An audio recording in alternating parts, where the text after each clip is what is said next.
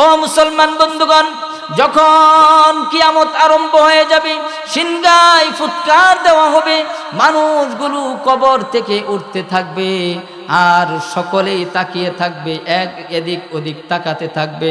আমার ভাইরা, ইলা রব্বিহিম ইয়ানসিলুন, সকলেই রবের দিকে দৌড়াইতে থাকবে। আল্লাহু আকবার বলেন। আমার বন্ধুগণ, আল্লাহ নবী, বিশ্ব নবী আম্মা জান আয়েশাকে ডেকে বললেন, হে আয়েশা শোনো, জানো কি কিয়ামতের দিন যখন হাসরের মাঠ কায়েম হয়ে যাবে, তখন মানুষগুলো বিবস্ত্র অবস্থায় উঠবে, উলঙ্গ অবস্থায় উঠবে। এবার হযরতে আম্মা জান আয়েশা ডেকে বললেন, ইয়া রাসূলুল্লাহ, ইয়া হাবিবাল্লাহ, মানুষগুলো বিবস্ত্র অবস্থায় উঠবে, উলঙ্গ অবস্থা উঠবে, তারা কি লজ্জা পাবে না? আল্লাহ নবী বললেন, হে আয়েশা শুনো, মানুষের এমন একটা অবস্থা শুরু হয়ে যাবে, মানুষ একজন আরেকজনের দিকে তাকাতে পারবে না, একজন আরেকজনের দিকে তাকানোর সুযোগ হবে না। হাসরের মাঠ কায়েম হয়ে যাবে। ও আমার মুসলমান বন্ধুগণ, এই হাদিসটি আমরা অনেকেই শুনেছি। যখন কিয়ামত আরম্ভ হয়ে যাবে, হাসরের মাঠ কায়েম হয়ে যাবে, আরশের ছায়া ছাড়া আর কোনো ছায়া থাকবে না। মাথার একেবারে উপরে সূর্য চলে আসবে। আও আমার ভাইয়েরা, এমন একটা অবস্থা হবে, সূর্য যখন মাথার উপরে চলে আসবে, মানুষের এই মগজগুলো টকবক করতে থাকবে আর মানুষের শরীর থেকে ঘাম ঝরা আরম্ভ করবে। আল্লাহর হাবিব বলেন, হাত্তা ইয়াযহাবা, ও দুনিয়ার মানুষেরা, এমন ঘাম ঝরবে, মানুষের ঘামগুলো 70 হাত পর্যন্ত উপরে উঠে যাবে। শুধু তাই নয়, ওয়ায়ালজামুহুম হাত্তা ইয়াবলুগা আযানাহুম, এমন কি এত ঘাম ঝরবে, এই রৌদ্রের তাপে, এই উত্তপ্ততার কারণে, প্রখরতার কারণে এত ঘাম ঝরবে, মানুষের মুখ থেকে নিয়ে কান পর্যন্ত ঘামে পৌঁছে যাবে। বলেন আল্লাহু আকবার। শুধু তাই নয়, যখন আল্লাহ রাব্বুল আলামিন এই হাসরের মাঠ কায়েম করবে, আল্লাহ তাআলা ডেকে বলবে, লিমানিল মুলকুল ইয়াউম, আল্লাহু আকবার বলেন। লিমানিল মুলকুল ইয়াউম বলে ডাক দিবে আর বলবে, ও দুনিয়ার মানুষেরা, ও হাসরবাসীরা, বলো তো আজকে রাজত্ব কার হাতে? একটু আওয়াজ দিয়ে বলেন, কার হাতে? আর একটু আওয়াজ দিয়ে বলা যায় না কার হাতে? আল্লাহ রাব্বুল আলামিন বলবেন, লিমানিল মুলকুল ইয়াউম, আজকে রাজত্ব হলো আমার হাতে, লিল্লাহিল ওয়াহিদিল কাহ্হার। ও দুনিয়ার মানুষেরা, আজকে আমরা দুনিয়ার অল্প ক্ষমতা পেয়ে আমরা মানুষদের সাথে কত খারাপ আচরণ করি, আমরা নিজেকে এত বড় মনে করি, দুনিয়াটাকে আমরা এত চিরস্থায়ী মনে করি, অথচ সকাল সন্ধ্যার সামনে, কিয়ামতের সকাল সন্ধ্যার সামনে এই দুনিয়াটা কিছুই মনে হবে না। আমার মুসলমান বন্ধুগণ, আল্লাহ রাব্বুল আলামিন হাসরের মাঠে লিমানিল মুলকুল ইয়াউম বলে বলবে, আজকে রাজত্ব হলো আমার হাতে, আজকে আর বিচারের কোনো মালিক নেই, আজকে রাজত্বের আর কোনো মালিক নেই, আমি একমাত্র আজকের রাজত্বের মালিক। বলেন সুবহানাল্লাহ। লিল্লাহিল ওয়াহিদিল কাহ্হার, আল্লাহ রাব্বুল আলামিনের সেদিন জালালির রূপ ধারণ করবে। এই জালালি রূপ দেখে সকল হাসরবাসীরা থর থর করে কাঁপতে থাকবে। ইন্নাল্লাহা ইনদাহু ইলমুস সাআহ, আল্লাহ রাব্বুল আলামিন বলেন, ইন্নাল্লাহা ইনদাহু ইলমুস সাআহ, নিশ্চয় আমি আল্লাহ রাব্বুল আলামিনের কাছে রয়েছে কিয়ামতের জ্ঞান। কিয়ামত কখন সংগঠিত হবে, কিয়ামত কখন আরম্ভ হবে, কিয়ামতের সন তারিখটা কবে, আসমান জমিনে আমি আল্লাহ ছাড়া আর কেউ জানে না। লা ইয়ালামুহু নাবিয়্যুন মুরসালুন, প্রেরিত কোনো নবীও জানেন না, ওয়ালা মালাকুন মুকাররাবুন, নিকটবর্তী কোনো ফেরেশতাও জানে না।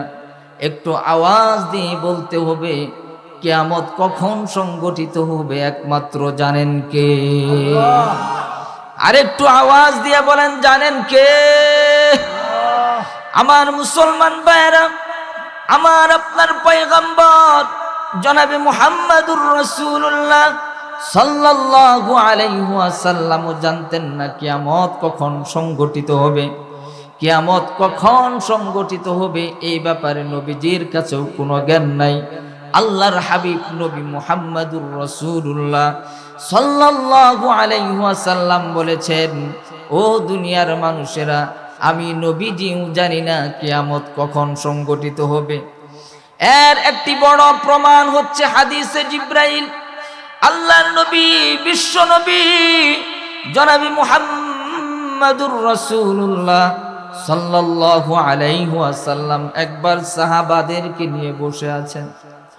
এমন সময় এক ব্যক্তি সাদা দবদবে পোশাক পরিহিত অবস্থায় নবীজির সামনে এসে বসে গেলেন। সাহাবায়ে কেরাম আশ্চর্য হয়ে গেলেন, কারণ ওই ব্যক্তিটাকে কোনো সাহাবায়ে কেরাম চিনলেন না। আল্লাহু আকবার বলেন।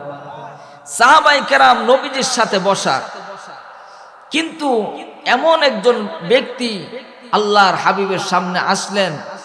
সাহাবায়ে কেরাম বলেন, লা ইউরা আলাইহি আতারুস সাফার, তার মধ্যে সফরের কোনো চিহ্নও নাই এবং আমরা কেউ তাকে চিনতে পারলাম না। তো আমরা সকলেই ধারণা করলাম হয়তো কোনো দূর এলাকা থেকে এসেছে।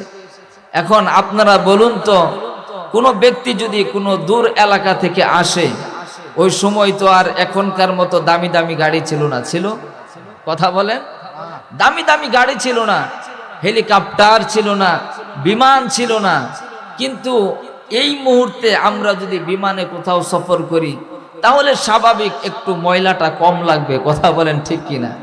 কিন্তু ওই সময়ে সফর করতে হলে ঘোড়ায় চড়ে অথবা উটে চড়ে সফর করতে হতো।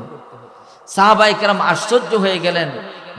তারা মনে মনে ভাবছেন, কি ব্যাপার, এত দূর থেকে সফর করে আসছে, কোনো ময়লা নাই শরীরের ভিতরে, মাত্র মনে হচ্ছে যেন কামরা থেকে বের হয়ে আসছে। সাহাবায়ে কেরাম আশ্চর্য হয়ে গেলেন। আমার মুসলমান ভাইরা, কথাগুলো দিল দিয়ে বুঝার চেষ্টা করবেন। আল্লাহর নবী, বিশ্ব নবী রাহমাতুল লিল আলামিন সাহাবায়ে কেরামদেরকে নিয়ে বসে আছেন। এমন সময় একজন ব্যক্তি সাদা দবদবে পোশাক পরিহিত অবস্থায় নবীজির সামনে এসে বসে গেলেন। সাহাবায়ে কেরাম বলেন, লা ইয়ারিফুহু আহাদুম মিন্না, আমাদের মধ্যে কেউ তাকে চিনতে পারলাম না। লা ইউরা আলাইহি আতারুস সাফার, তার মধ্যে সফরের কোনো চিহ্ন পাওয়া যাচ্ছিল না। সাহাবায়ে কেরাম অবাক চোখে, আরো আশ্চর্যর চোখে তাকিয়ে রইলেন। ওই ব্যক্তিটি নবী মুহাম্মাদুর রাসূলুল্লাহ সাল্লাল্লাহু আলাইহি ওয়াসাল্লামের সামনে বসলেন। فأسند ركبتيه إلى ركبتيه, আল্লাহর হাবিবের সামনে এমন ভাবে বসে গেলেন, আমরা যেভাবে নামাজের মধ্যে বসে যাই সেভাবে নামাজের মতো নবীজির হাঁটুর সাথে হাঁটু মিলিয়ে বসলেন। শুধু তাই নয়, ওয়াদাআ কাফাইহি ফাখিদাইহি, নবীজির উরুর উপর দু হাত রাখলেন। দু হাত রেখেই ক্ষান্ত হলেন না, আবার আল্লাহর নবীজিকে তিনি প্রশ্ন করা আরম্ভ করে দিলেন। বলেন আল্লাহু আকবার। সাহাবায়ে কেরাম সকলেই বসা, হযরতে উমরও সেখানে বসা। আপনারা সকলেই জানেন তো উমর একজন গরম সাহাবী, ঠিক কিনা? একটু আওয়াজ দিয়ে বলেন, উমর নরম না গরম? এই দৃশ্যগুলো দেখে হযরতে উমর রাদিয়াল্লাহু আনহু রাগে রাগান্বিত হয়ে যাচ্ছে। কারণ হলো নবীজির সামনে এসে বসেছে, আবার নবীজির উরুর সাথে নবীজির হাঁটুর সাথে হাঁটু মিলিয়ে বসতেছে। আবার নবীজির উরুর উপর হাত রাখছে, আবার উরুর উপর হাত রেখে ক্ষান্ত নয়, নবীজিকে সরাসরি প্রশ্ন করতেছে। বলেন আল্লাহু আকবার। আমার ভাইয়েরা, সাহাবায়ে কেরামদের একটা আদব ছিল। আল্লাহর নবী, বিশ্ব নবী জনাবে মুহাম্মদুর রাসূলুল্লাহ সাল্লাল্লাহু আলাইহি ওয়াসাল্লাম যখন সাহাবায়ে কেরামদেরকে কোনো বিষয়ে জিজ্ঞাসা করতেন, ও সাহাবী বলো তো এটা কি, তখন কোনো সাহাবী সরাসরি বলতেন না এটা আমি জানি, সরাসরি তারা বলতেন আল্লাহু আ'লাম ওয়া রাসূলুহু, সব কিছু ভালো জানেন আল্লাহ এবং তার রাসূল। সুবহানাল্লাহ। এইভাবে সাহাবায়ে কেরাম জবাব দিতেন। আর এমন একটি মুহূর্তে, হ্যাঁ, উরুর উপর হাত রাখছেন, আবার নবীজিকে সরাসরি প্রশ্ন করতেছেন। আল্লাহু আকবার বলেন। এবার নবীজিকে প্রশ্ন করলেন, মাল ইসলাম, ওগো নবীজি আপনি আমাকে ইসলাম সম্পর্কে অবগত করুন, ইসলাম কি জিনিস আমাকে বলে দিন। আল্লাহর হাবিব বললেন, আনতা শাহাদা আল্লা ইলাহা ইল্লাল্লাহু ওয়া আন্না মুহাম্মাদার রাসূলুল্লাহ।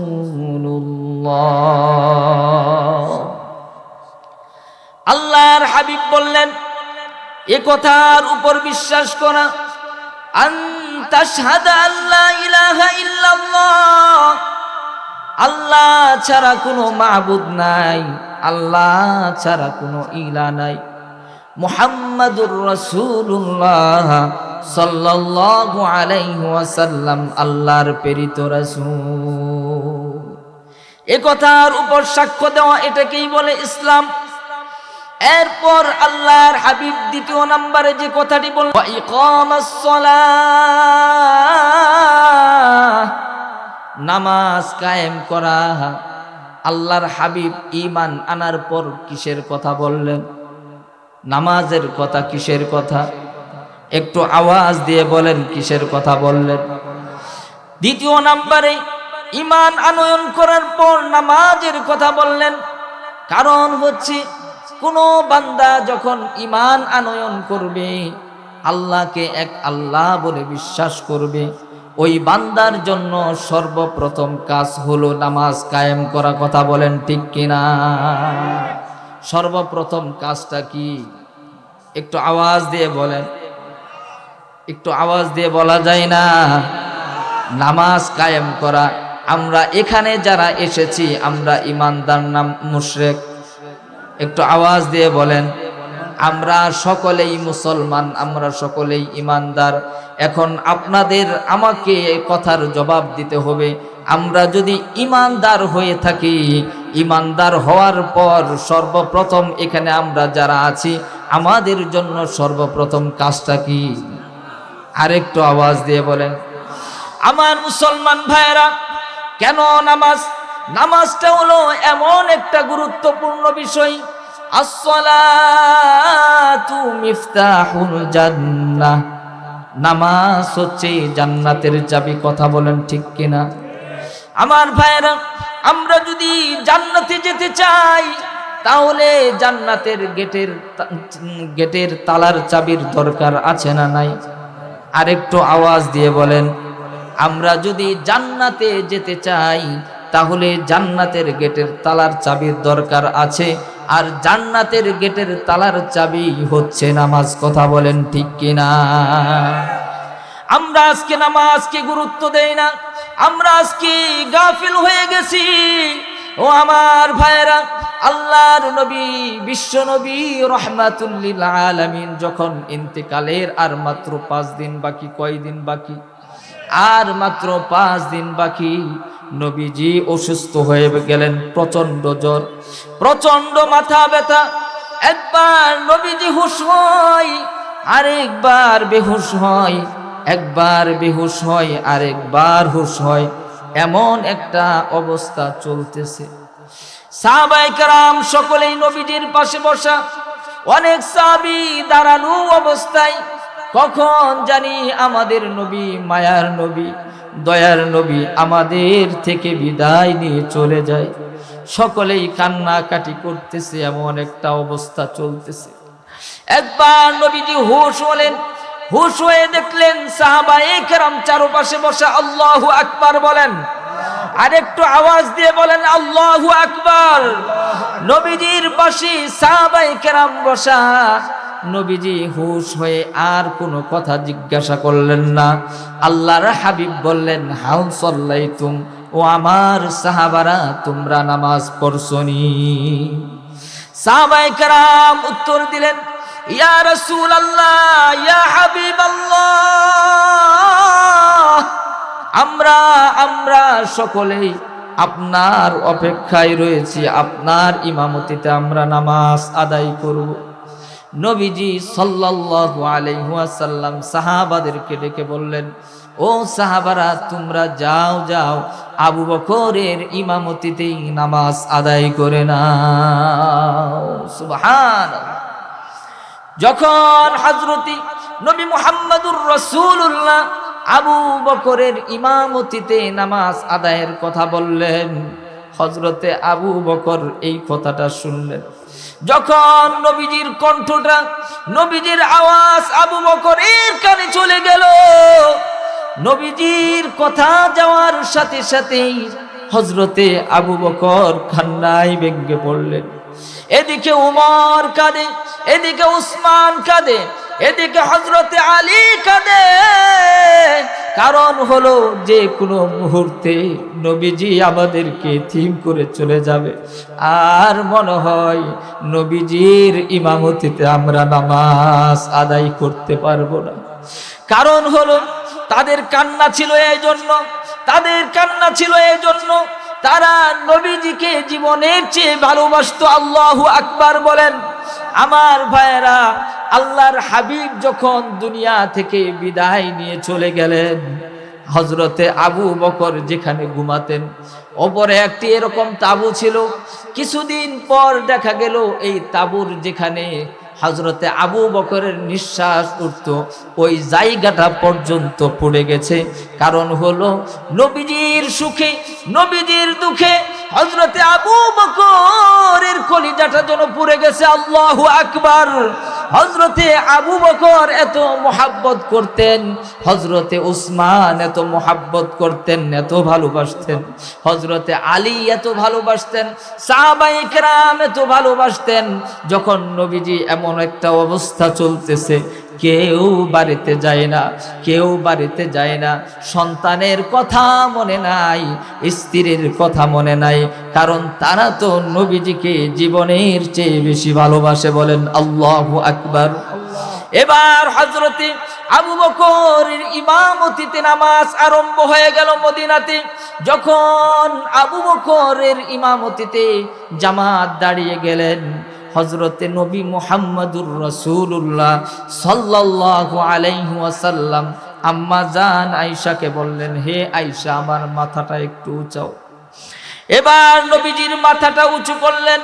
নবীজি যখন নামাজের দৃশ্য দেখলেন, দু চোখের পানিগুলো বেয়ে বেয়ে পড়ছে আর কান্না করতেছে। আম্মা জান আয়েশা রাদিয়াল্লাহু আনহা জিজ্ঞাসা করলেন, ইয়া রাসূলুল্লাহ, ইয়া হাবিবাল্লাহ, আজকে তো আপনার কান্নার দিন নয়, আজকে তো আপনার সুখের দিন। কারণ হলো আজকে আপনার অনুমতিতে মদিনাতে আমার বাবার ইমামতিতে নামাজ আরম্ভ হয়ে গেছে। আজকে তো নামাজ কায়েম হয়ে গেছে, আজকে তো আপনার খুশির দিন, আপনি কেন কান্নাকাটি করেন? আল্লাহর হাবিব আয়েশাকে ডেকে বলে, হে আয়েশা, তুমি তো জানো না এই নামাজের জন্য আমি কত কষ্ট করেছি, এই নামাজ কায়েম করার জন্য কত রক্ত জড়াইছি, এই নামাজ প্রতিষ্ঠার জন্য আমার সাহাবারা কত রক্ত জড়াইছে, কত সাহাবারা শহীদ হয়েছে। স্ত্রী সন্তানকে রেখে তারা দুনিয়া থেকে বিদায় নিয়ে চলে গেছে। একমাত্র এই নামাজ প্রতিষ্ঠা করার জন্য। আমার ভাইরা, শুধু তাই নয়, নবীজি বলেন, আমি স্বয়ং নবীজি তাইফের ময়দানে রক্ত জড়াইছি। আল্লাহু আকবার।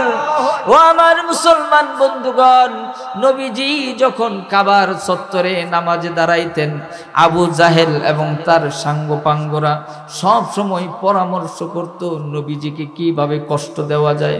সবাই মিলে একবার পরামর্শ করলো, নবীজি যখন মক্কার চত্বরে নামাজে দাঁড়াবে, রুকুই যাবে অথবা সিজদায় চলে যাবে, তোমরা উটের নারী বুড়িগুলো নবীজির গর্দান মোবারকে রাখবে। এবার এই পরামর্শ অনুযায়ী নবীজি মক্কার চত্বরে নামাজে দাঁড়িয়ে গেলেন। যখন সিজদায় চলে গেলেন, মক্কার দুষ্ট কাফের মুশরিকেরা নবীজির গর্দান মুবারকে এরকম উটের নারী বুড়ি, শুধু তাই নয়, উটের ময়লা পর্যন্ত নবীজির গর্দানের মধ্যে দিয়ে রেখেছেন। বলেন নাউজুবিল্লাহ। আর একটু আওয়াজ দিয়ে বলেন নাউজুবিল্লাহ। আমার মুসলমান বন্ধুগণ, এই নামাজ প্রতিষ্ঠার জন্য এত কষ্ট করেছেন। শুধু তাই নয়, যখন নারী বুড়িগুলো নবীজির এই গর্দানের মধ্যে রাখা হয়েছে, আমার নবীজি কত কষ্ট করেছে। মাথা উঠাতে পারে না, মাথা উঠাতে পারে না। হযরতে ফাতেমা রাদিয়াল্লাহু তাআলা আনহা, নবীজির কন্যা, দৌড়ায় চলে এসেছে, বাবার গর্দান থেকে এরকম নারী বিরু উঠায়, এরপরে নবীজি সিজদা থেকে মাথা উঠায়। সুবহানাল্লাহ। আমার ভাইরা, এই নামাজের জন্য কত কষ্ট করেছেন নবীজি। এই কথাই বলছেন, হে আয়েশা, তুমি জানো না এই নামাজ প্রতিষ্ঠার জন্য আমি কত কষ্ট করেছি।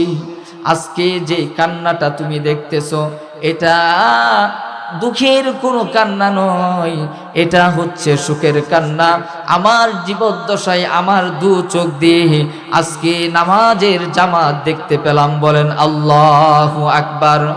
সুতরাং আমার ভাইয়েরা, আমরা ইমানদার হয়েছি, আমরা মুসলমান হয়েছি, আমাদের সর্বপ্রথম কাজ হলো নামাজ আদায় করা, ঠিক কিনা?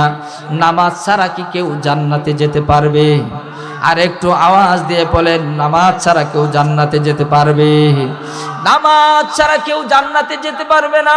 নামাজ ছাড়া জান্নাতে যাওয়ার বিকল্প কোনো পথ নাই।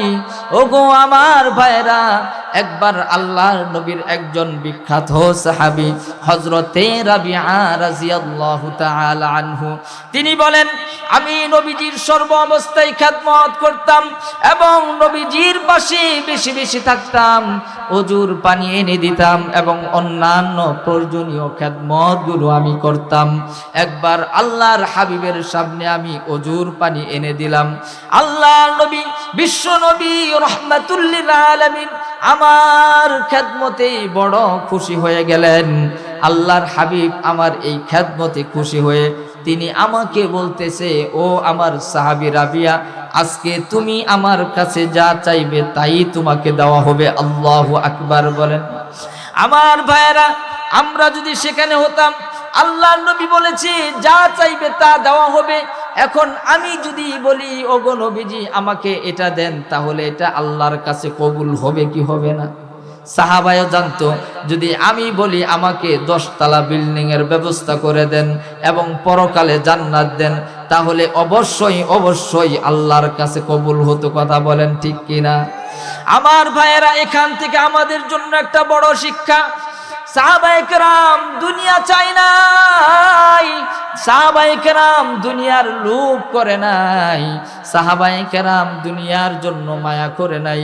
এবার হযরতে রাবিআ রাদিয়াল্লাহু তাআলা আনহু, তিনি চাইতে পারতেন দুনিয়ার কিছু, কিন্তু দুনিয়ার কিছু চাইলেন না। তিনি বললেন, ইয়া রাসূলুল্লাহ, ইয়া হাবিবাল্লাহ,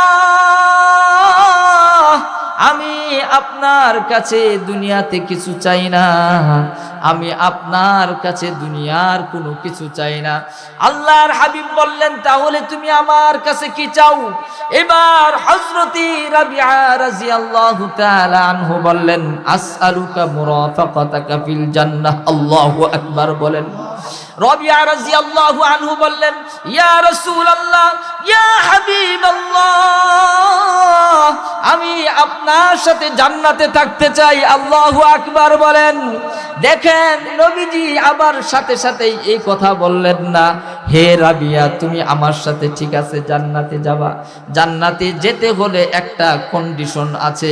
আর আল্লাহর হাবিব সাহাবার সামনে একটা কন্ডিশন দাঁড় করিয়ে দিলেন। আল্লাহর নবী বললেন, হে আমার সাহাবী, তুমি যদি আমার সাথে জান্নাতে যেতে চাও, তুমি যদি আমার সঙ্গ পেতে চাও, ফাআন্নি আলা যালিকা বিকাথরাতিস সুজুদ। আল্লাহু আকবার বলেন। আল্লাহর হাবিব বললেন, তুমি যদি আমার সঙ্গ পেতে চাও তাহলে তোমাকে বেশি বেশি আল্লাহর কুদরতি পায়ে সেজদা করতে হবে এবং বেশি বেশি সালাত আদায় করতে হবে। বলেন সুবহানাল্লাহ। তাহলে আল্লাহর হাবিব এ কথাই বুঝালেন, ও দুনিয়ার মানুষ, নামাজ ছাড়া জান্নাতে যাওয়া যাবে না। কথা বলেন ঠিক কিনা? আল্লাহর কুদরতি পায়ে সেজদা ছাড়া জান্নাতে যাওয়া যাবে না।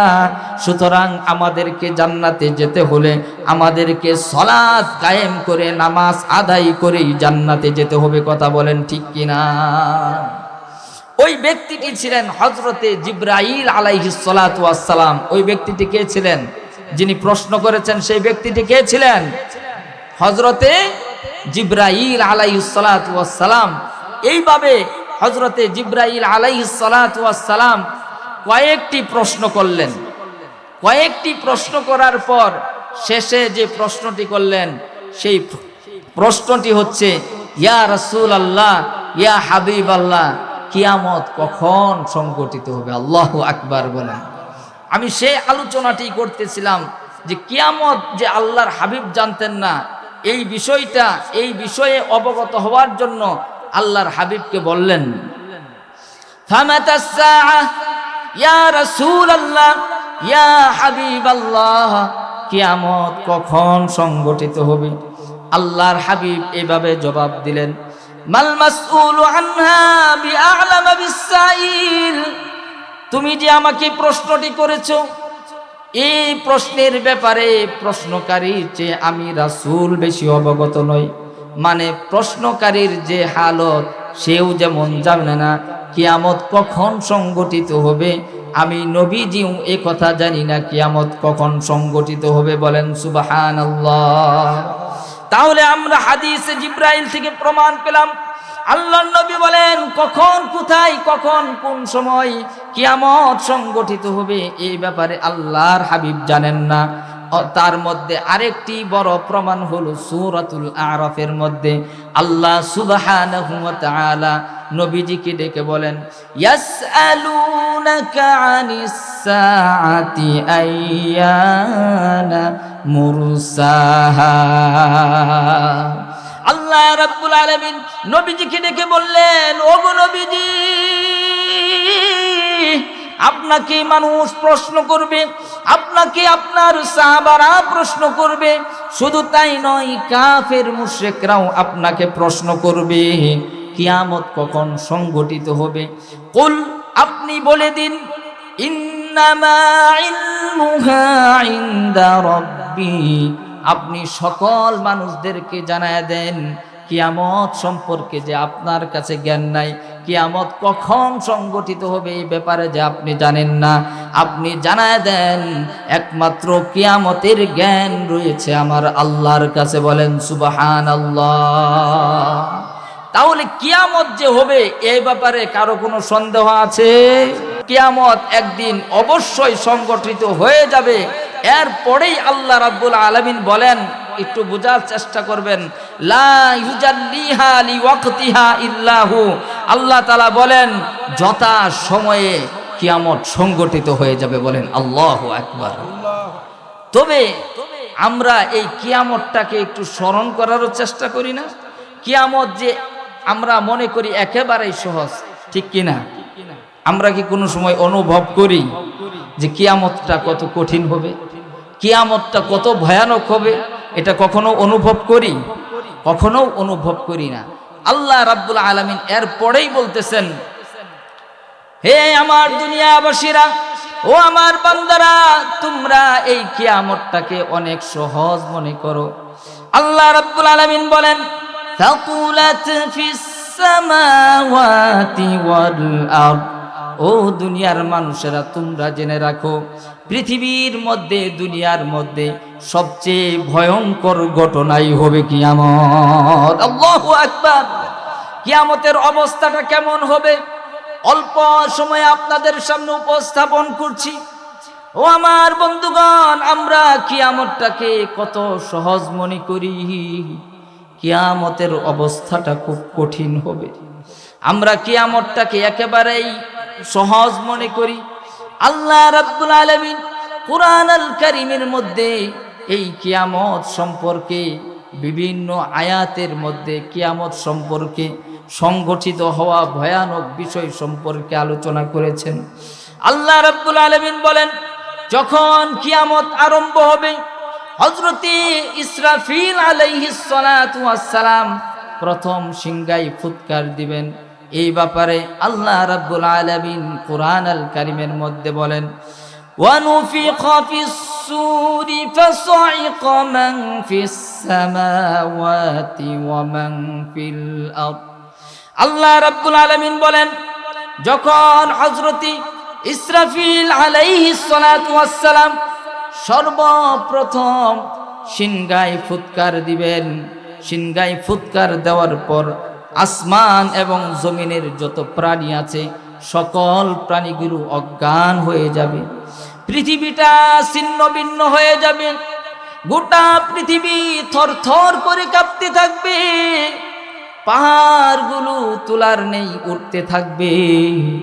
আল্লাহ রাব্বুল আলামিন বলেন, ও দুনিয়ার বান্দারা, ও আমার গোলামেরা, তোমরা শোনো, ইয়া আইয়ুহান নাস, হে আমার গোলামেরা শোনো, ইত্তাকু রাব্বাকুম ইন্না জালজালাতাস সাআতি শাইউন আযীম। তোমরা তোমাদের রবের ভয়, তোমাদের রবকে ভয় করো, তোমার রবের আযাবকে ভয় করো, কিয়ামতের বিভীষিকাময়কে তোমরা ভয় করো। কারণ কিয়ামত যখন আরম্ভ হয়ে যাবে, মা সন্তানকে দুধ পান করানোর কথা ভুলে যাবে। আল্লাহু আকবার। আল্লাহ রাব্বুল আলামিন বলেন, ইয়াউমা তারাউনাহা তাযহালু কুল্লু মুরদিআতিন আম্মা আরদাআত। হে দুনিয়াবাসী, মা যখন সন্তান, একজন দুধ পান করা সন্তান যখন কান্না করে, দেখবেন মা যদি বাহিরে থাকে, মা যদি কোনো কাজে ব্যস্ত থাকে, সন্তানের কান্নার আওয়াজ শোনার সাথে সাথে মার এক মুহূর্ত দেরি করে না। কথা বলেন ঠিক কিনা? মায়ের কানে যখন সন্তানের আওয়াজ চলে যায়, যত কাজ আছে সব কাজকে ফেলে রেখে সন্তানকে দুধ পান করানোর জন্য দৌড়ায় চলে যায়। কথা বলেন ঠিক কিনা? কারণ হলো মা সন্তানের প্রতি এত আকর্ষণ, মা সন্তানের প্রতি এত ভালোবাসা, এত ভালোবাসা, এত মোহাব্বত থাকার পরেও যখন কিয়ামতের বিভীষিকা আরম্ভ হয়ে যাবে, মা সন্তানকে দুধ পান করানোর কথা বলে যাবে। আল্লাহু আকবার। শুধু তাই নয়, ওয়াতাদউ কুল্লু যাতি হামলিন হামলাহা। আল্লাহ রাব্বুল আলামিন বলেন, ও দুনিয়ার মানুষেরা, একজন মা যখন প্রসব বেদনার সময় চলে আসে, কত কষ্ট করতে হয়। যখন কোনো মা পেটে সন্তান ধারণ করে, এরপর যখন প্রসব বেদনা আরম্ভ হয়, পৃথিবীতে একজন মায়ের প্রসব বেদনা একজন মাই বুঝতে পারে কত কষ্ট। এমন ঘটনা আমরা শুনতে পাই, মা প্রসব বেদনার কারণে মাকে ডেকে বলে, বোনকে ডেকে বলে, ও গো বোন, আমি আর সহ্য করতে পারছি না, আমি আর বাঁচব না। ও আমার বোন, আমি যদি দুনিয়া থেকে বিদায় নিয়ে চলে যাই, আমার সন্তানটাকে দেখে রেখো। এমন কথা আমরা অনেকেই শুনেছি, ঠিক কিনা?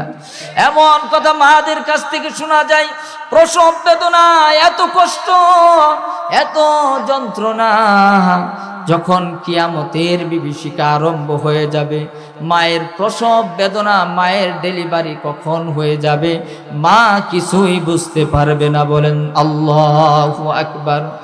আমার ভাইরা, আল্লাহর নবী, বিশ্ব নবী জনাবে মুহাম্মদুর রাসূলুল্লাহ সাল্লাল্লাহু আলাইহি ওয়াসাল্লাম বারবার কিয়ামতের কথা বলেছেন।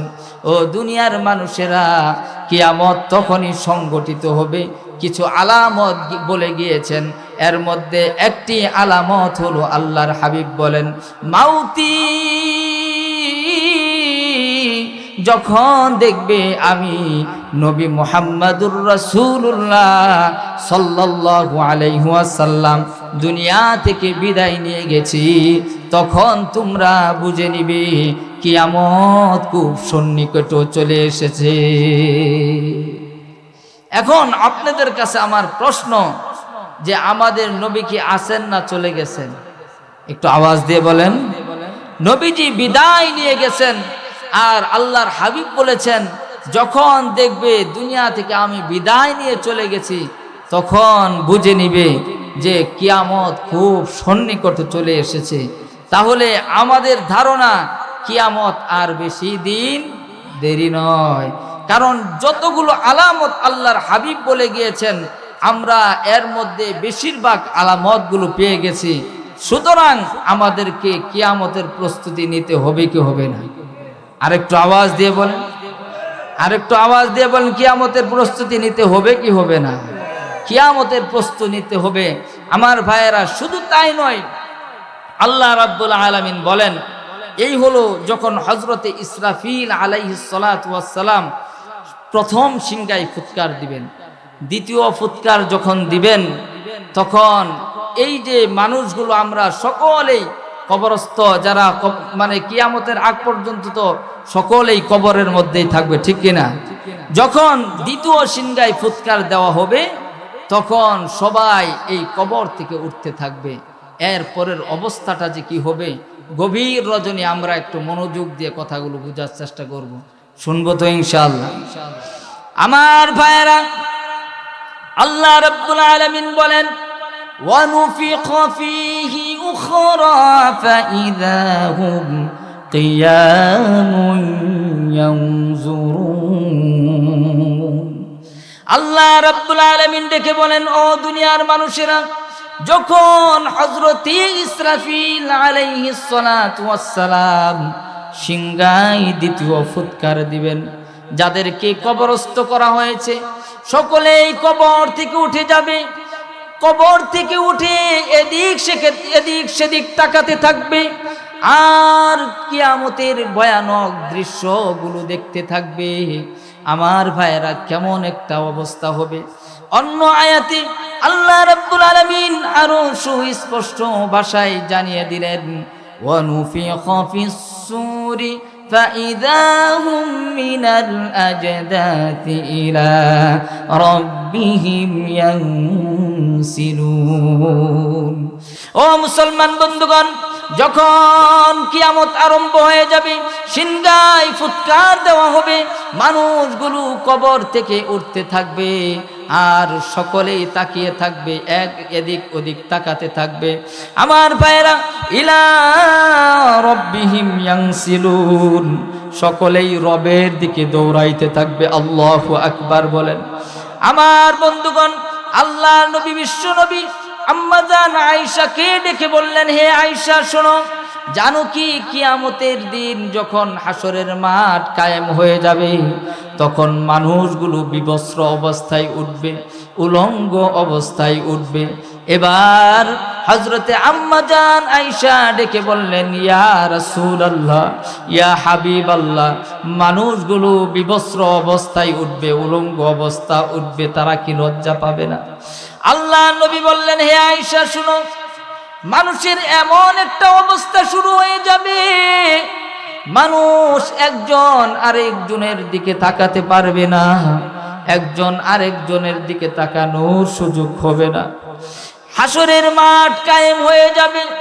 ও আমার মুসলমান বন্ধুগণ, এই হাদিসটি আমরা অনেকেই শুনেছি।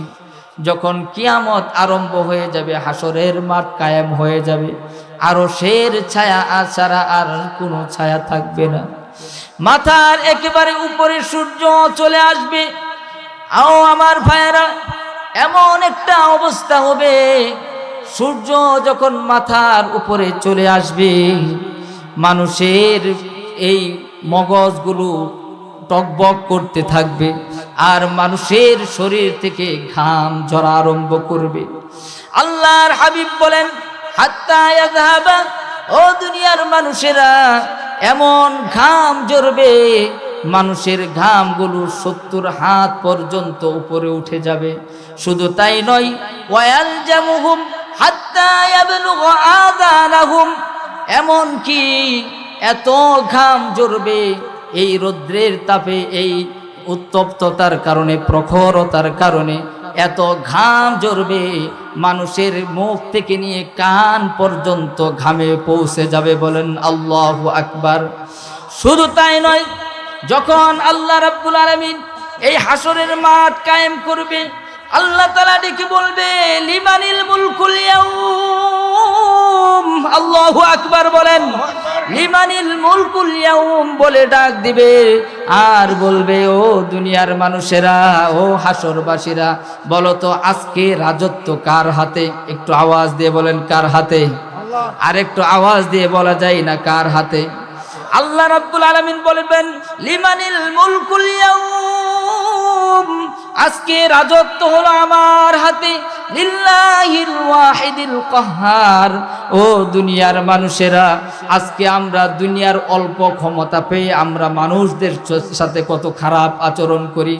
আমরা নিজেকে এত বড় মনে করি, দুনিয়াটাকে আমরা এত চিরস্থায়ী মনে করি, অথচ সকাল সন্ধ্যার সামনে, কিয়ামতের সকাল সন্ধ্যার সামনে দুনিয়াটা কিছুই মনে হবে না। আমার মুসলমান বন্ধুগণ, আল্লাহ রাব্বুল আলামিন হাসরের মাঠে লিমানিল মুলকুল ইয়াউম বলে বলবে, আজকে রাজত্ব হলো আমার হাতে, আজকে আর বিচারের কোনো মালিক নেই, আজকে রাজত্বের আর কোনো মালিক নেই, আমি একমাত্র আজকের রাজত্বের মালিক। বলেন সুবহানাল্লাহ। লিল্লাহিল ওয়াহিদিল কাহ্হার। আল্লাহ রাব্বুল আলামিনের সেদিন জালালির রূপ ধারণ করবে। এই জালালি রূপ দেখে সকল হাসরবাসীরা থর থর করে কাঁপতে থাকবে। শুধু তাই নয়, নবীজিরাও ইয়া নাফসি বলে কান্নায় ভেঙে পড়বে। হাসরের ময়দানে সাধারণ মানুষগুলোর অবস্থাটা কত ভয়াবহ হবে। হাসরের ময়দানে সাধারণ মানুষগুলোর অবস্থাটা কত বিভৎস হবে।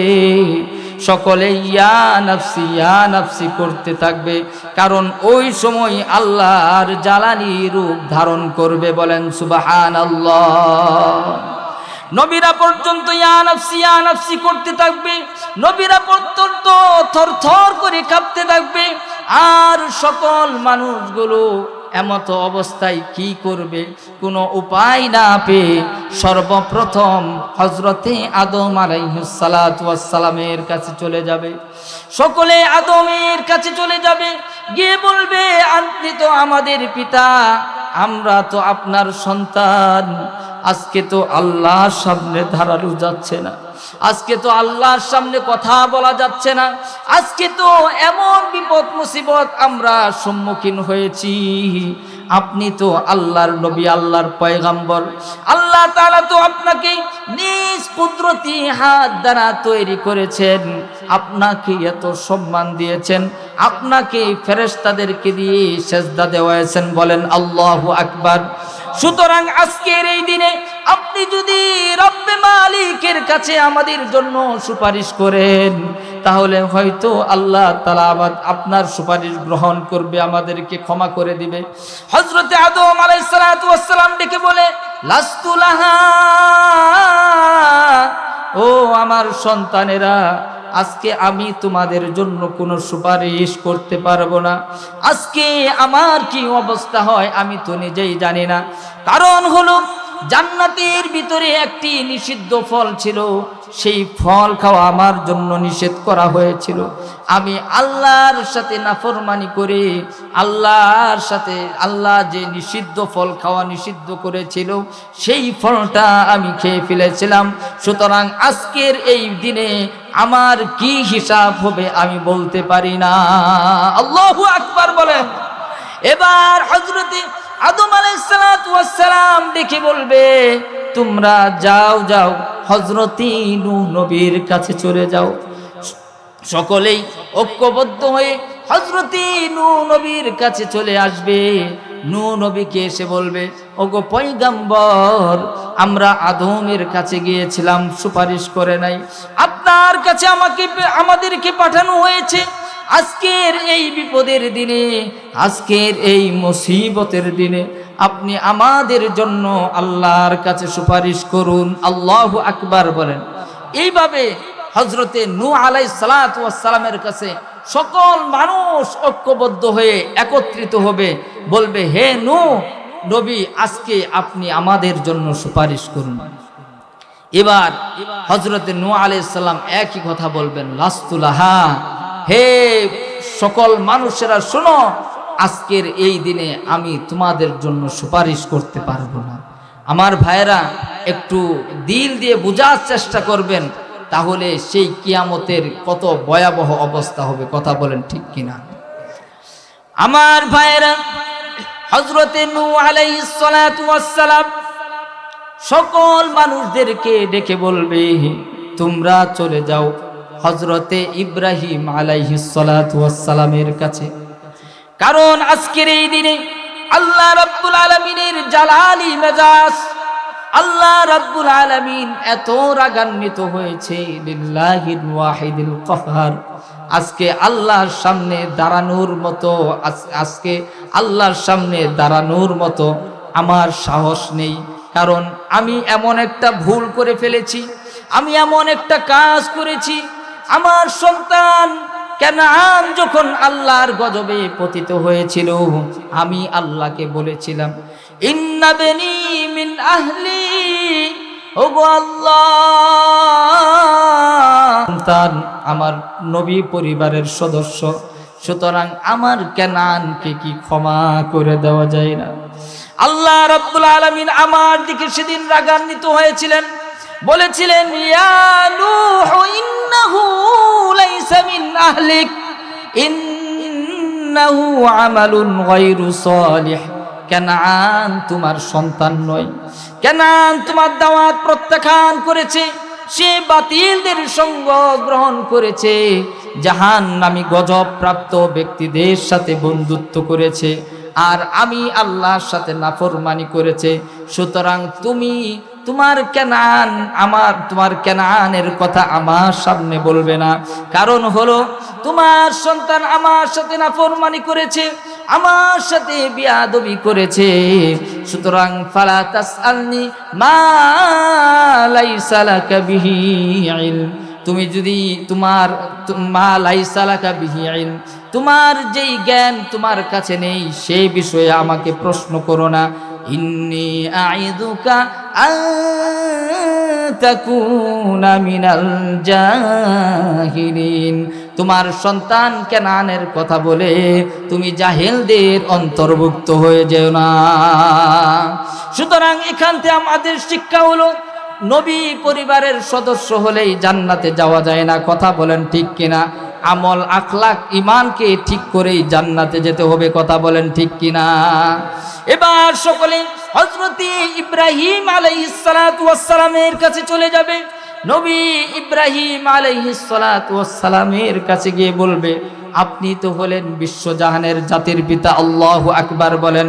আর একটু আওয়াজ দিয়ে বলেন তো, আমাদের জাতির পিতা কে? আপনারা আরেকটু আওয়াজ দিয়ে বলেন, আমাদের জাতির পিতা কে? আমাদের জাতির পিতা হলো হযরতে ইব্রাহিম আলাইহিস সালাম। এখন দুনিয়ার মধ্যে কেউ যদি বলে এই হলো জাতির পিতা, ওই হলো জাতির পিতা, এটা আমরা কখনো মানব? আরেকটু আওয়াজ দিয়ে বলতে হবে। কখনো জবান দিয়ে বলবো, কখনোই আমরা অন্য কাউকে জাতির পিতা মানব না। আমাদের জাতির পিতা হলেন হযরতে ইব্রাহিম আলাইহিস সালাতু ওয়াস সালাম। বলেন আল্লাহু আকবার। সকলেই চলে যাবে হযরতে ইব্রাহিমের কাছে, গিয়ে বলবে, ওগো ইব্রাহিম, আপনাকে তো আল্লাহ খলিলুল্লাহ বলে ডেকেছে, আপনাকে আল্লাহ বন্ধু বানিয়েছে। আজকের এই দিনে আপনার বন্ধুর সামনে, এই বিপদের দিনে, বিপদের মুসিবতের সময় আমাদের সকলের জন্য একটু সুপারিশ করুন। হযরতে ইব্রাহিম আলাইহিস সালাতু ওয়াস সালাম ডেকে বলবে, ও আমার সন্তানেরা, ও আমার কওমেরা, আজকে আমাকে তোমরা আল্লাহর কাছে সুপারিশ করার জন্য অনুরোধ করো না, কারণ এই দিনে আমি আল্লাহর কাছে সুপারিশ করতে পারবো না। সুতরাং তোমরা আমাকে ক্ষমা করে দাও, তোমরা সকলেই মিলে চলে যাও হযরতে মূসা কালিমুল্লাহর কাছে। বলেন আল্লাহু আকবার। হযরতে মূসা কালিমুল্লাহ আল্লাহর সাথে কথা বলতেন। আল্লাহু আকবার বলেন। তোমরা সকলেই হযরতে মূসার কাছে চলে যাও, হয়তো মূসা আল্লাহর কাছে সুপারিশ করবে। এবার সকলেই ঐক্যবদ্ধ হয়ে দলে দলে হযরতে মূসা কালিমুল্লাহর কাছে চলে যাবে। হযরতে মূসা আলাইহিস সালাতু ওয়াস সালাম কি গিয়ে বলবে, ওগো মূসা, আজকের এই বিপদের দিনে, আজকের এই মুসিবতের দিনে আজকে আমাদের জন্য আপনি সুপারিশ করুন। আপনি তো কালিমুল্লাহ, আল্লাহর সাথে কথা বলতেন। এবার হযরতে মূসা আলাইহিস সালাতু ওয়াস সালাম ডেকে বলবে, ও দুনিয়ার মানুষেরা, ও সকল মানুষেরা, আমি আল্লাহর কাছে আজকের এই দিনে সুপারিশ করতে পারবো না, কারণ আমি একটি ভুল করে ফেলেছিলাম, একজন মানুষকে অজানা অবস্থায় হত্যা করে ফেলেছি। আজকে যদি আমাকে আল্লাহ রাব্বুল আলামিন জিজ্ঞাসা করে, হে মূসা, তুমি কি জন্য ওই ব্যক্তিটাকে মেরেছো, তাহলে আল্লাহর কাছে আমি জবাব দিতে পারবো না। কথা বলেন ঠিক কি না? হযরতে মূসা কালিমুল্লাহ এই উম্মতের জন্য সুপারিশ করবে না, সকলেই থরথর করে কাঁপতে থাকবে আর ইয়া নাফসি, ইয়া নাফসি বলতে থাকবে। আপনারা বলুন তো, যদি নবীরা ইয়া নাফসি, ইয়া নাফসি করে, সেদিন আমাদের অবস্থাটা কি হবে? একটু মনোযোগ দিয়ে গভীর রজনীতে একটু বোঝার চেষ্টা করি। সকল নবীরা ইয়া নাফসি, ইয়া নাফসি করবে, আর আমরা সাধারণ মানুষগুলোর কি অবস্থা হবে? এবার হযরতে মূসা কালিমুল্লাহ বলবে, তোমরা চলে যাও ঈসা রূহুল্লাহর কাছে, তোমরা সকলেই ঈসা আলাইহিস সালাতু ওয়াস সালামের কাছে চলে যাও। এবার সকলেই ঐক্যবদ্ধ হয়ে হযরতে নবী ঈসা আলাইহিস সালাতু ওয়াস সালামের কাছে চলে যাবে। বলবে, ওগো নবী, ওগো পয়গম্বর ঈসা, আজকে আমরা সকলেই বিপদ মুসিবতের মধ্যে আছি, আজকে আপনি আমাদের জন্য একটু সুপারিশ করুন। হযরতে ঈসা আলাইহিস সালাতু ওয়াস সালাম বলবেন, হে লোক সকল, শুনে রাখো, আজকে আমরা কেউ আল্লাহর সামনে দাঁড়াতে পারছি না, কারণ আজকে আল্লাহ রাব্বুল আলামিন এমন এক রূপ ধারণ করেছে, লিল্লাহিল ওয়াহিদিল কাহ্হার।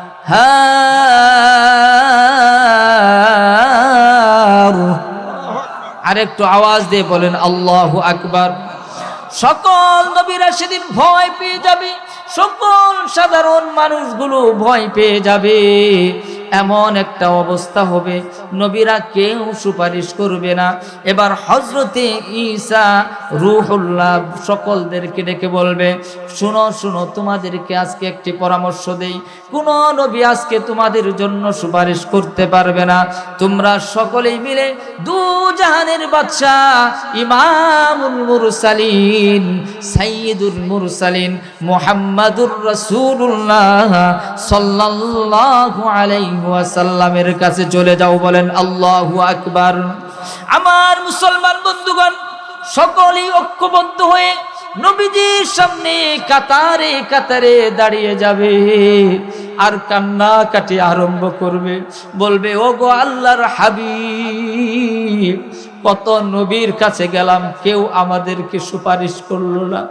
আপনার কাছে চলে এসেছি, আমরা জানি আপনি আমাদের জন্য আজকে সুপারিশ করবেন। ওগো আল্লাহর হাবিব, আপনি যদি আমাদের জন্য সুপারিশ না করেন তাহলে আমাদের যাওয়ার মতো আর কোনো পথ নাই। এবার আল্লাহ নবীজিকে সকল মানুষগুলো আঁকড়িয়ে ধরবে, সকল মানুষগুলো সামনে দাঁড়িয়ে থাকবে আর কান্না করবে আর বলতে থাকবে, ওগো নবীজি, আজকে আল্লাহর দরবারে আমাদের জন্য সুপারিশ করুন। বলেন আল্লাহু আকবার। যখন মানুষগুলো আল্লাহর হাবিবকে বলবে, ইয়া রাসূলুল্লাহ, ইয়া হাবিবাল্লাহ, আজকের এই দিনে আল্লাহর কাছে আমাদের জন্য সুপারিশ করুন, আল্লাহর হাবিব বলবেন, আনা লাহা, অবশ্যই অবশ্যই আমি আজ তোমাদের জন্য সুপারিশ করব। বলেন আল্লাহু আকবার। ও আমার যুবক ভাইরা, ও আমার মুরব্বী বাবারা, একটু মনোযোগ দিয়ে বোঝার চেষ্টা করি। কিয়ামতের ময়দানেও আল্লাহর হাবিব এই উম্মতের জন্য কত মায়া দেখাবেন। এই কথা বলেই নবীজি একটি উঁচু জায়গায় চলে যাবে। উঁচু জায়গায় গিয়ে আল্লাহর প্রশংসা করতে থাকবে, এমন কিছু প্রশংসা করবে। আল্লাহ নবী বলেন, যেই প্রশংসা কোনোদিন আমি দুনিয়াতেও করি নাই। আল্লাহ রাব্বুল আলামিন এলহামের মাধ্যমে আল্লাহ রাব্বুল আলামিন কুদরতিভাবে কিয়ামতের কঠিন ময়দানে আল্লাহর এমন কিছু প্রশংসা আল্লাহর হাবিবের জবান দিয়ে বের করবে, আর আল্লাহর হাবিব উঁচু জায়গায় দাঁড়িয়ে আল্লাহর প্রশংসা করতে থাকবে। আল্লাহু আকবার বলেন। শুধু প্রশংসা করবে না, নাই ভেঙে পড়বেন আর বলতে থাকবেন, রব্বি হাবলি, রব্বি হাবলি ইয়া উম্মতি, রব্বি হাবলি ইয়া উম্মতি বলে কান্নায় পড়বেন। শুধু তাই নয়, ওয়া আখিরু লাহা সাজিদান, নবীজি সিজদায় লুটিয়ে পড়বেন, সিজদায় গিয়ে কান্নায় ভেঙে পড়বেন। এত বেশি কান্না নবীজি করবেন, নবীজির কান্না দেখে আল্লাহ তাআলা সহ্য করতে পারবেন না। বলেন সুবহানাল্লাহ। নবীজি এত বেশি কান্না করবেন, আল্লাহ রাব্বুল আলামিন নবীজির কান্না দেখে আল্লাহর হাবিবকে ডেকে বলবেন, ইরফা রাসাক, ওগো নবীজি আপনি মাথা উঠান, ওকুল ইউসমা, আপনি আজকে যা বলবেন তাই শোনা হবে, আজকে আপনি যা বলবেন তাই শোনা হবে। ওয়াসাল তুতা, আজকের এই দিনে আপনি আমার কাছে যা চাইবেন তাই পূর্ণ করা হবে। বলেন আল্লাহু আকবার। শুধু তাই নয়, ওয়াশফা তুশাফা, আপনি সুপারিশ করুন আমি গ্রহণ করব। বলেন সুবহানাল্লাহ। আমার মুসলমান বন্ধুগণ, দিল দিয়ে কথাগুলো বোঝার চেষ্টা করবেন। আল্লাহ নবী, বিশ্ব নবী জনাবে মুহাম্মাদুর রাসূলুল্লাহ সাল্লাল্লাহু আলাইহি ওয়াসাল্লামকে যখন আল্লাহ বলবেন, ওয়াশফা তুশাফা, তুমি সুপারিশ করো আমি সুপারিশ গ্রহণ করব, আল্লাহর হাবিব মাথাগুলো উঠাবেন, মাথা উঠিয়ে একবার হাউজে কাউসারের দিকে দৌড়াবেন, আরেকবার পুলসিরাতের দিকে দৌড়াবেন। বলেন আল্লাহু আকবার। নবীজি উম্মতি উম্মতি বলে কাঁদতে থাকবেন। ও দুনিয়ার মানুষেরা, আজকে সেই মায়ার নবী, দয়ার নবীকে আমরা ভুলে গেছি। কথা বলেন ঠিক কিনা? আজকে নবীজিকে নিয়ে বিভিন্ন কটূক্তি করা হয়, নবীজিকে নিয়ে বিভিন্নভাবে গালিগালাজ করা হয়, কিন্তু আজকে আমরা এমন আশিকে রাসূল আল্লাহর হাবিবকে গালি দিলে আমাদের অন্তরের মধ্যে একটু কষ্টও লাগে না। কথা বলেন ঠিক কিনা? আওয়াজ দিয়ে বলেন, কথা বলেন ঠিক কিনা? আমরা যদি নবীজির শাফায়াত পেতে চাই, আমরা যদি নবীজির হাতে হাউজে কাউসারের পানি পান করতে চাই, তাহলে নবীজির মোহাব্বতের দরকার আছে না নাই? আরেকটু আওয়াজ দিয়ে বলেন নবীজির মোহাব্বত দরকার আছে না নাই? শুধু জবান দিয়ে বললাম নবীজির মোহাব্বত আছে, তাহলেই কি নবীজির মোহাব্বত হবে? ও আমার ভাইরা, আল্লাহর হাবিব বলেন লা ইউমিনু আহাদুকুম হাত্তা আকুনা আহাব্বা ইলাইহি মিন ওয়ালিদিহি ওয়া ওয়ালাদিহি ওয়ান নাসি আজমাইন। ও দুনিয়ার উম্মতেরা শোনো, তোমরা যদি প্রকৃতপক্ষে মুমিন হতে চাও, তোমরা যদি পরিপূর্ণ ঈমানদার হতে চাও, তাহলে তোমাদের মা বাবা সন্তান সন্ততি এর চেয়ে বেশি আমি নবী মুহাম্মদকে বেশি ভালোবাসতে হবে। বলেন সুবহানাল্লাহ। এমন নজির তো, এমন দৃশ্য তো সাহাবায়ে কেরাম দেখিয়ে গিয়েছেন। একবার আল্লাহর হাবিব নবী মুহাম্মাদুর রাসূলুল্লাহ সাল্লাল্লাহু আলাইহি ওয়াসাল্লাম হযরতে উমরকে নিয়ে হাঁটতেছিলেন। হযরতে উমরকে জিজ্ঞাসা করা হলো, হে উমর, তুমি কি আমাকে তোমার জীবনের চাইতে বেশি ভালোবাসো? হযরতে উমর রাদিয়াল্লাহু আনহু কি মিথ্যা কথা বলতে পারেন? একটু আওয়াজ দিয়ে বলেন। হযরতে উমর তো দূরের কথা, কোন সাহাবায়ে কেরাম কোন মিথ্যা কথা বলতেন না। আল্লাহু আকবার। অথচ আমরা এমন মুসলমান, আমরা আজ কথায় কথায় মিথ্যা বলি, অথচ মিথ্যা বলা কবিরা গুনাহ, ঠিক কিনা? আমরা মুসলমান হওয়ার পরেও কথায় কথায় মুসলমানেরা মিথ্যা বলি, অথচ সাহাবায়ে কেরাম কোনোদিন প্রকাশ্যে গোপনে কোনো সময় মিথ্যা বলতেন না। বলেন সুবহানাল্লাহ। এবার হযরতে উমর রাদিয়াল্লাহু তাআলা আনহুকে জিজ্ঞাসা করা হলো, তুমি কি আমাকে তোমার জীবনের চেয়ে বেশি ভালোবাসো? এবার হযরতে উমর চিন্তা করলেন, আমি তো মনে হয় জীবনের চাইতে বেশি ভালোবাসি না, সুতরাং আমি আল্লাহর নবীকে কেন মিথ্যা বলবো? ওগো নবীজি, মনে হয় আপনাকে আমি জীবনের চেয়ে বেশি ভালোবাসি না। সরাসরি কথা বলে দিলেন। আল্লাহর হাবিব বললেন, ঠিক আছে।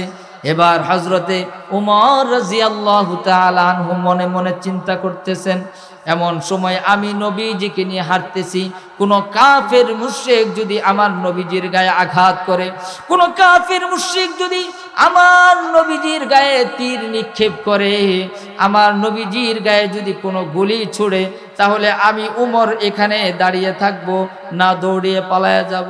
আজকে আমাদের উম্মতের দশা তো হলো এমন, আজকে উলামায়ে কেরামদেরকে বারবার নির্যাতন করা হয়, কিন্তু আমরা উলামায়ে কেরামের পাশে থাকতে পারি না। কথা বলেন ঠিক কিনা? আমরা মনে করি উলামায়ে কেরামদের পাশে কেন থাকবো? ও দুনিয়ার মানুষ, আল্লাহর হাবিব নবী মুহাম্মাদুর রাসূলুল্লাহ সাল্লাল্লাহু আলাইহি ওয়াসাল্লাম বলেছেন, আল উলামা ওয়ারাসাতুল আম্বিয়া। আল্লাহু আকবার বলেন। আল্লাহর হাবিব বলেন, উলামায়ে কেরাম হচ্ছে নবীদের ওয়ারিস, উলামায়ে কেরাম হচ্ছে নবীদের ওয়ারিস। আল্লাহর নবী কিছুই রেখে যায় নাই। আল্লাহর নবী এরকম উলামায়ে কেরামদেরকে রেখে গেছেন, যারা তোমাদেরকে পথ প্রদর্শন করবে, যারা তোমাদেরকে নেকের পথ দেখাবে, হেদায়েতের পথ দেখাবে। সুতরাং আপনারা বলুন তো, উলামায়ে কেরামদের সাথে থাকার দরকার আছে না নাই? আরেকটু আওয়াজ দিয়ে বলতে হবে, উলামায়ে কেরামদের সাথে থাকার দরকার আছে না নাই? আমরা যতদিন পৃথিবীতে বেঁচে থাকবো ততদিন উলামায়ে কেরামের সাথে থাকবো, পারবো তো ইনশাআল্লাহ? হক্কানি উলামায়ে কেরামদের সাথে থাকবো। আল্লাহ রাব্বুল আলামিন সকলকেই তৌফিক দান করুন, সকলে বলি আমিন।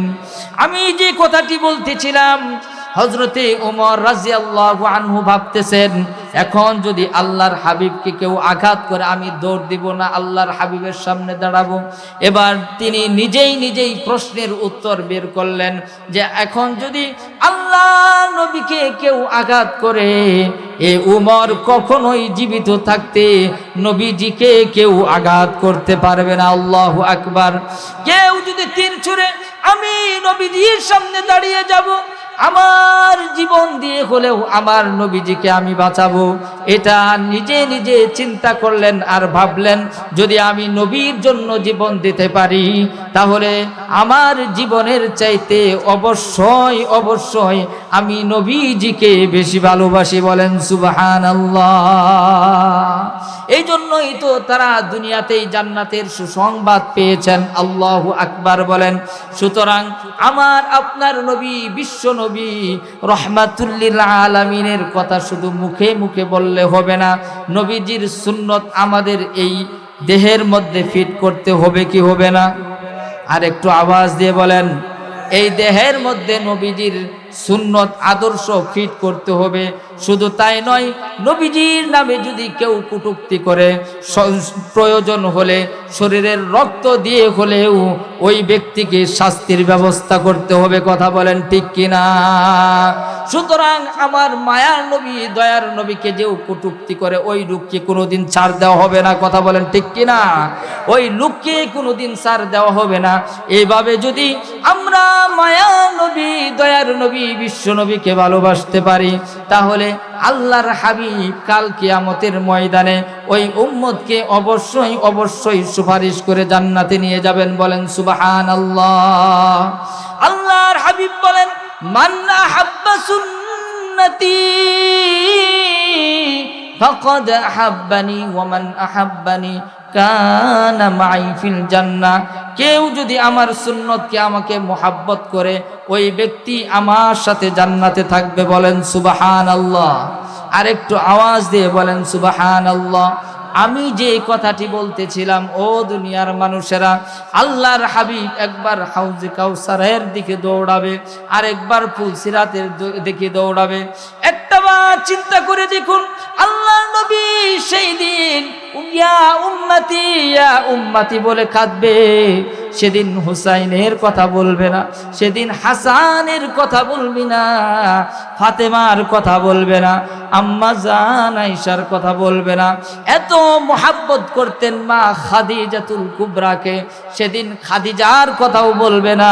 ওগো আল্লাহ, হাসান হুসাইনকে বাঁচাও, ওগো আল্লাহ আয়েশাকে বাঁচাও, আমার সন্তান, আমার কন্যা ফাতেমাকে বাঁচাও। সেদিন আল্লাহর হাবিব এই উম্মতের কথা বারবার বলবেন, আর আল্লাহকে বলবেন, আমার যে সমস্ত উম্মতেরা আছে, এর যদি যারা পরিমাণ ঈমান থাকে, এদেরকে জান্নাতে যতক্ষণ পর্যন্ত না দিবে ততক্ষণ পর্যন্ত আমি নবী জান্নাতে প্রবেশ করব না। আল্লাহু আকবার। আরেকটু আওয়াজ দিয়ে বলেন আল্লাহু আকবার। আমার বন্ধুগণ, কিয়ামতের অবস্থাটা এমন হবে, আল্লাহর হাবিব সকল উম্মতের জন্য সেদিন সুপারিশ করবে, সকল উম্মতের জন্য মায়া দেখাবেন, পুলসিরাতের পারে দাঁড়াবেন, পুলসিরাতের পারে দাঁড়িয়ে এই উম্মতদেরকে মহব্বত করে পার করে দিবেন। বলেন সুবহানাল্লাহ। হাউজে কাউসারের কাছে দাঁড়াবেন, মানুষগুলো তৃষ্ণার্ত থাকবে, মানুষগুলো কষ্টে, খুব কষ্টের মধ্যে থাকবে। এমন সময় নবীজি উম্মতদেরকে ডেকে ডেকে আল্লাহর হাবিব সকলকেই এই হাউজে কাউসারের পানি পান করাবে। সুবহানাল্লাহ। সুতরাং আমার ভাইরা, আমি যে কথাটি বলতেছিলাম যে আজকের আমার আলোচনার বিষয় ছিল কিয়ামত। কি কিয়ামত কখন সংগঠিত হবে, আর দ্বিতীয় বিষয় ছিল যে কিয়ামতের বিভীষিকা এবং ভয়াবহতা। আমার ভাইরা, এই যে কিয়ামত যে কখন সংগঠিত হবে, এটা আল্লাহ ছাড়া আর কেউ জানে? আল্লাহ ছাড়া আর কেউ জানে না। আর দ্বিতীয় বিষয় হলো, যখন কিয়ামত আরম্ভ হয়ে যাবে, কিয়ামত যখন সংগঠিত হয়ে যাবে, হাসরের মাঠ কায়েম হবে, সেখানে আমরা সাধারণ মানুষ তো দূরের কথা, নবীরা পর্যন্ত ইয়া নাফসি ইয়া নাফসি বলে কান্নায় ভেঙে পড়ে। সুতরাং এই কিয়ামতের জন্য আমাদের প্রস্তুতির দরকার আছে না নাই? এই কিয়ামতের জন্য আমাদের প্রস্তুতির দরকার আছে না নাই? তার আগে সবচেয়ে বড় প্রস্তুতি হতে হবে আমাদের মৃত্যুর জন্য। কিসের জন্য? মৃত্যুর জন্য। কারণ আল্লাহ রাব্বুল আলামিন বলেন 5টা বিষয়। কয়টা বিষয়? একটু আওয়াজ দিয়ে বলেন। 1 নাম্বার হচ্ছে কিয়ামত। 1 নাম্বার কি? কিয়ামত কখন সংগঠিত হবে এটা কেউ বলতে পারবে না। 2 নাম্বার ওয়ায়ুনাজ্জিলুল গায়থ, এই যে বৃষ্টি হয় এটা কখন কোন সময় হবে এটা কেউ বলতে পারে? অনেকে মনে মনে ভাববেন যে আবহাওয়া বার্তারা তো বলেই দেয় যে আজকে বৃষ্টি হবে, সে কখনো নিশ্চিতভাবে বলতে পারে না আজকে এখানে বৃষ্টি হবে। কথা বলেন ঠিক কিনা? আমরা অনেক সময় দেখি যে আকাশ খুব মেঘাচ্ছন্ন, কিন্তু আমরা মনে করি যে এই মুহূর্তে বৃষ্টি চলে আসবে, ঠিক কিনা? কিন্তু অল্প কিছুক্ষণ পরেই দেখা যায় আর বৃষ্টি হয় না। সুতরাং বৃষ্টি কখন কোন জমিনে হবে এটা একমাত্র জানেন কে? আল্লাহ। 3 নাম্বার হচ্ছে ওয়ায়ুনাজ্জিলুল গায়থ ওয়া ইয়ালামু মা ফিল আরহাম, মায়ের পেটে সন্তান এটা ছেলে না মেয়ে জানেন কে? এখন অনেকেই বলবেন এটা তো ডাক্তাররাই বলে দেয়, কিন্তু এই সন্তানটা ভালো হবে না পাগল হবে, জ্ঞানী হবে না বুদ্ধিমান হবে না মেধাহীন হবে এটা কেউ বলতে পারবে? কেউ বলতে পারবে না। 3 নাম্বার ওয়া ইয়ালামু মা ফিল আরহাম, মায়ের পেটে কি সন্তান ছেলে না মেয়ে না সে পাগল না ভালো হবে একমাত্র জানেন কে? আরেকটু আওয়াজ দিয়ে বলেন ওয়া ইয়ালামু মা ফিল আরহাম ওয়া মা তাদরি নাফসুম মাযা তাকসিবু গাদা, আগামীকাল আপনার কি উপার্জন হবে, আগামীকাল আপনি কি খাবেন এই বিষয়ে একমাত্র জানেন কে? আল্লাহ। 5 নাম্বার আল্লাহ রাব্বুল আলামিন বলেন ওয়া মা তাদরি নাফসুম বিআইয়ি আরদিন তামুত। আল্লাহ রাব্বুল আলামিন বলেন ও দুনিয়ার মানুষেরা, তোমরা আজকে নিজের দেহটাকে নিয়ে কত বড়াই করো, আজকে একটু রাজনৈতিক ক্ষমতা পেলে নিজেকে এত বাহাদুর মনে করো, অথচ তোমরা কেউ জানো না কখন তোমার মৃত্যু হবে। ওয়া মা তাদরি নাফসুম বিআইয়ি আরদিন তামুত, কোথায় কখন কার মৃত্যু হবে কেউ বলতে পারবে না। একটু গভীর রজনীতে মনোযোগ দিয়ে বোঝার চেষ্টা করি। এই মুহূর্তে আমরা সকলে এখানে বসে আছি, আমরা শেষ পর্যন্ত শুনে আমরা বাড়িতে যেতে পারবো এর কোনো গ্যারান্টি আছে? এমন দৃশ্যের কথা, এমন ঘটনা আমরা দেখতে পাই, কোনো মানুষ অনেক আশা করে বাড়িতে যাচ্ছে, গাড়িতে উঠেছে, সন্তানকে ফোন করে বলতেছে ওগো মা আমি আসতেছি, তোমার সাথে কথা বলবো, তোমার সাথে সাক্ষাৎ করব, তোমার জন্য অনেক মজা নিয়ে আসতেছি। কিন্তু দেখা যায় আসবে বাড়িতে আসার আগেই তার মৃত্যু হয়ে যায়। কথা বলেন ঠিক কিনা? সুতরাং কারো মৃত্যুর কোনো গ্যারান্টি নাই, কে কখন মৃত্যু বরণ করবে কেউ বলতে পারবে না। হযরতে আল্লাহর হাবিব নবী মুহাম্মদুর রাসূলুল্লাহ সাল্লাল্লাহু আলাইহি ওয়াসাল্লাম বলেন ও দুনিয়ার উম্মতেরা, তোমরা মৃত্যুকে ভয় করো না, কিন্তু মৃত্যুকে বেশি বেশি স্মরণ করো। আমরা সকলেই বেশি বেশি মৃত্যুকে স্মরণ করব। যদি কোনো বান্দা দিনে 20টা বার মৃত্যুর কথা স্মরণ করে, যদি চিন্তা করে যে আমার মৃত্যু হয়ে গেছে, আমার লাশ খাটিয়ার মধ্যে রয়েছে, আবার এই লাশটাকে কিছুক্ষণ পরে কবরে রাখা হবে, আর কবরে রেখে সকল মানুষগুলো চলে আসবে, এই ধারণা যদি দিনে 20 বার কোনো বান্দা করে, আপনারা বলুন তো ওই বান্দা কোনোদিন কোনো গুনাহ করতে পারে? একটু আওয়াজ দিয়ে বলেন, কোনো গুনাহ করতে পারে? ওই বান্দা কোনোদিন গুনাহ করতে পারে না, কারণ হলো তার মৃত্যুর স্মরণ আছে। সুতরাং আমার ভাইয়েরা, আমরা একদিন সকলেই চলে যাব।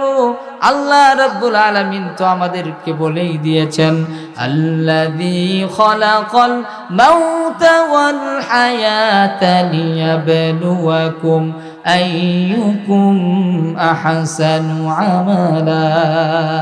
ও দুনিয়ার মানুষেরা, তোমাদেরকে আমি মৃত্যু দিয়েছি এবং হায়াত দিয়েছি। এই আয়াতে আল্লাহ তাআলা মৃত্যুর কথা আগে বললেন, পরে হায়াতের কথা বললেন। একটু বুঝে থাকলে বলুন তো, আমাদের হায়াত আগে না মৃত্যু আগে? আমাদের কিন্তু হায়াত আগে, ঠিক কিনা? আমরা তো হায়াত নিয়ে দুনিয়াতে এসেছি, এরপরে হলো মৃত্যু। কিন্তু আল্লাহ রাব্বুল আলামিন সূরাতুল মুলকের মধ্যে দুনিয়ার মানুষদেরকে জানায়া দিলেন, আগে মৃত্যুর কথা বললেন। মৃত্যুর কথা এজন্যই বান্দাদেরকে জানিয়ে দিলেন, তুমি যখন পৃথিবীতে যাবে, তুমি যখন মায়ের গর্ভ থেকে পৃথিবীতে প্রেরণ করবে, যে কোনো মুহূর্তে যে কোনো সময়ে তোমার সামনে মালাকুল মউত হাজির হয়ে যাবে। আর তোমার মৃত্যুর সামনে তোমার সামনে মালাকুল মউত হাজির হয়ে যাবে, আর তোমার মৃত্যুটা অবধারিত। সুতরাং তুমি এই পৃথিবীতে থাকতে পারবে না। এই পৃথিবী কারোর জন্য চিরস্থায়ী নয়, এই পৃথিবীটা হচ্ছে ক্ষণস্থায়ী। আমাদের সকলকেই একদিন কবরের দেশে যেতে হবে, কথা বলেন ঠিক কিনা?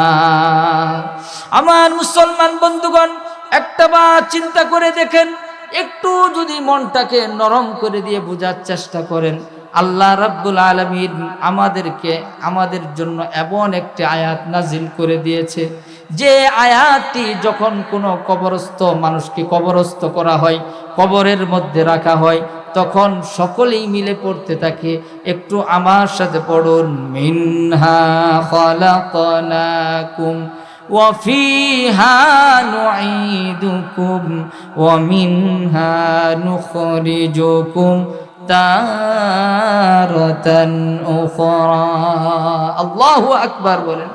আমার বন্ধুগণ, এই আয়াতের মধ্যে আল্লাহ রাব্বুল আলামিন দুনিয়ার মানুষদেরকে স্মরণ করিয়ে দিচ্ছেন, ও দুনিয়ার মানুষেরা, মিনহা খলাকনাকুম, আমি তোমাদেরকে মাটি থেকে সৃষ্টি করেছি। কোথায় থেকে? একটু আওয়াজ দিয়ে বলেন, কোথায় থেকে সৃষ্টি করেছেন? মাটি থেকে সৃষ্টি করেছেন। আবার আমাদেরকে মাটিতেই রাখা হবে, কথা বলেন ঠিক কিনা? ওয়া মিনহা নুখরিজুকুম তারাতান উখরা, এবং আমাদেরকে আবার এই মাটি থেকে উত্তোলন করা হবে। কিয়ামত আরম্ভ হয়ে যাবে, কিয়ামতের বিভীষিকা আমরা দেখব, এরপরে বিচারের ময়দান কায়েম হবে। আল্লাহ রাব্বুল আলামিন সেদিন বলবেন, সকলেই বলি, মালিকি ইয়াউমিদ্দিন।